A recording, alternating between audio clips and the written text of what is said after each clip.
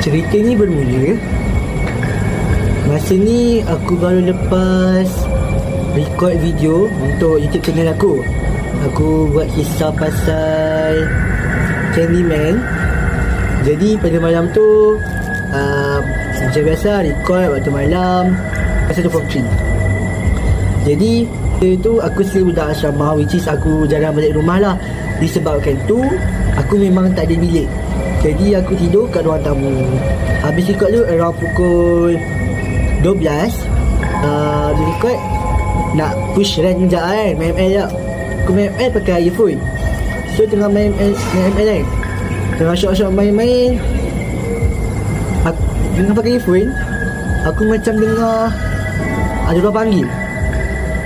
So aku macam buka kan, tengok adik aku ke. Sebab adik aku tidur kat bilik, kadang-kadang tidur kat bilik. So macam dengar macam orang panggil. Pintu bilik semua kunci. So macam tak apalah, semua main game. Aku dengar balik bunyi tu. Tengah macam tak ada apa-apa weh. That time aku rasa macam tak sedar hati. Jadi aku macam cepat-cepat nak endkan game tu. Aku check sampailah waktu nak tidur. Tu kat sofa, aku tak hadap ke belah depan, aku hadap dinding. Time tu aku dengar ada bunyi kerusi jatuh. Saya macam random lah.